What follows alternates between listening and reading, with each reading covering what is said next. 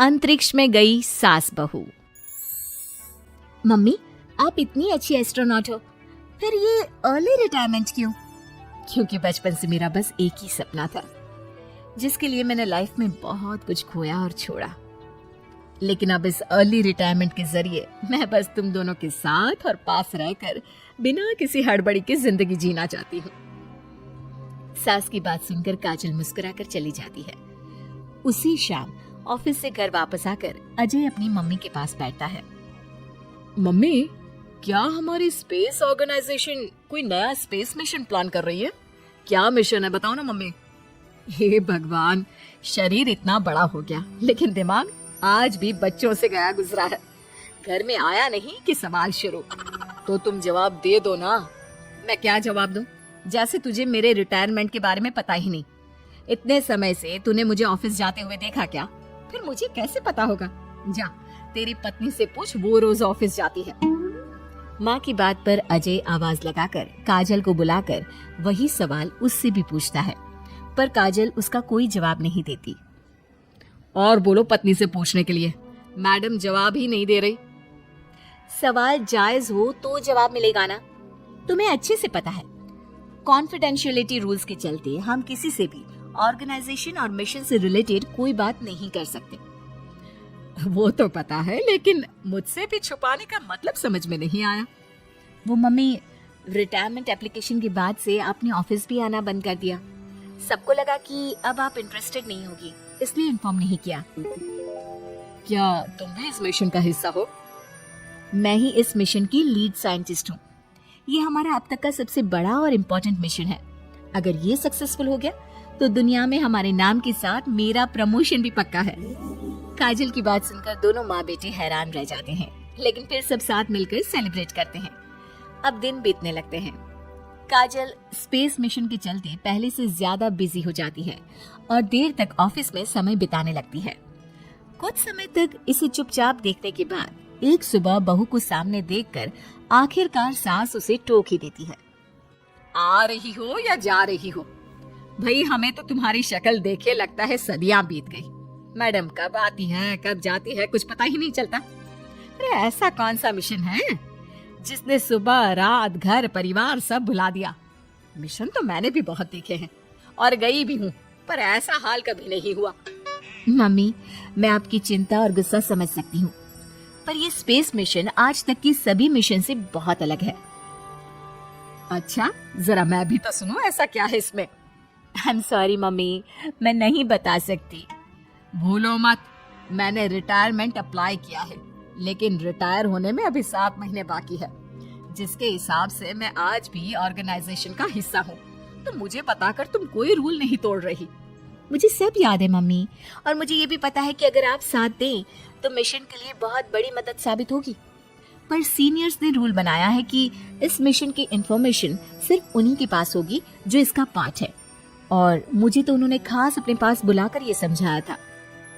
बहू की बात सुनकर सास सोच में पड़ जाती है और अगले दिन खुद भी ऑफिस पहुंच जाती है।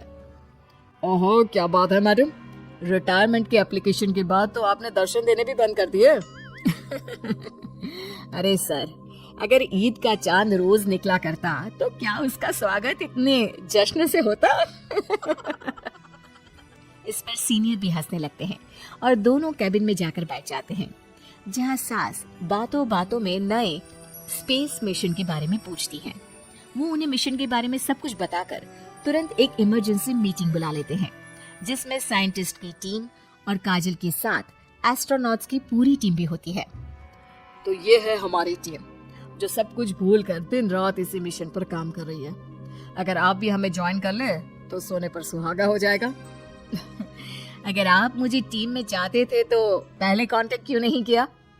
आपने स्पेस में ना जाने के फैसले के साथ डेस्क जॉब का भी इनकार कर दिया और अर्ली रिटायरमेंट के लिए अप्लाई कर दिया, और फिर पिछले 1 महीने में किसी के साथ कोई कांटेक्ट भी नहीं हुआ। इसलिए हमने सोचा शायद अब आप ब्रेक लेकर इस सब से दूर रहना चाहती हो, और इसीलिए किसी ने आपको परेशान करना सही नहीं समझा। बात तो आपकी सही है, फिर भी एक सुझाव देना चाहूंगी। ये जो आप कर रहे हो ना, ये मिशन नहीं, साफ सुसाइड है। एक साथ इतने सारे लोगों को स्पेस में 6 महीने रहने के लिए भेजना आसान काम नहीं है। और ये बात मुझे आपको समझाने की जरूरत नहीं होनी चाहिए। हमें सारे कॉन्सिक्वेंसेस, स्पेस, नेचर, मिशन की मुश्किल सबका पता है और ऐसा करने वाले हम पहले नहीं हैं। इसलिए ये भी साबित है कि काम हो सकता है। आप सिर्फ एक एक्सपेरिमेंट के लिए इतने सारे लोगों की जान और मेहनत को दांव पर लगाना चाहते हो, जिसमें सक्सेस रेट भी मुश्किल से 1% है। बहुत देर तक इन्हीं सब बातों पर बहस चलने और काजल की सास उर्फ ऑर्गेनाइजेशन की सबसे एक्सपीरियंस्ड एस्ट्रोनॉट को बहुत देर समझाने के बाद भी जब वो राजी नहीं होती, तो ऑर्गेनाइजेशन के सीनियर्स को उन्हें घर वापस भेजना पड़ता है। लेकिन उसी के बाद से न चाहते हुए भी सास मिशन के बारे में सोचना बंद नहीं कर पाती। इसी तरह एक हफ्ता बीत जाता है। माँ, जब घर में बैठकर भी मिशन के बारे में ही सोचना है, तो इससे अच्छा है कि वहाँ जाकर इस सोच के जरिए उनकी मदद ही कर दो। उन्हें ऑफिस में नहीं, स्पेस में जाने के लिए मेरी जरूरत है। वो चाहते हैं कि मैं हेड एस्ट्रोनॉट बनकर बाकी सबके साथ स्पेस में जाऊं। वाह, रिटायरमेंट से पहले आखिरी असाइनमेंट की तरह इससे अच्छा और क्या हो सकता है माँ? आपको हाँ बोल देना चाहिए। उस टीम में एक मेंबर काजल भी है। अगर हम दोनों ही चले जाएंगे तो तुम अकेले कैसे रहोगी? वहां से जिंदा वापस आने की कोई गारंटी नहीं बेटा। अब भी हमें भेजना चाहते हो क्या? जिस दिन से आपको पहली बार स्पेस में जाते देखा है, तभी से ये डर और पॉजिटिविटी दोनों साथ लेकर जीना सीख गया हूँ। आप जाओ माँ, मुझे पूरा भरोसा है आप दोनों वापस भी आओगे और देश के साथ मेरा नाम भी रोशन करोगे। बेटी की बात सुनकर माँ के अंदर हिम्मत आती है और वो एक बार फिर स्पेस ऑर्गेनाइजेशन पहुंच जाती है, जहां उसके फैसले से सब बहुत खुश होते हैं और स्पेस मिशन की तैयारी पहले से ज्यादा जोश में शुरू हो जाती है। कुछ ही समय बाद दोनों सास बहू स्पेस में पहुंच जाती हैं। आखिरकार आज मेरी साइंटिस्ट बहू एस्ट्रोनॉट भी बन गई। सिर्फ स्पेस सूट पहन लेने से कोई एस्ट्रोनॉट नहीं बन जाता। मैं साइंटिस्ट हूँ और उसी में खुश हूँ। अगर मिशन की रिक्वायरमेंट नहीं होती तो शायद कभी यहाँ आती भी नहीं।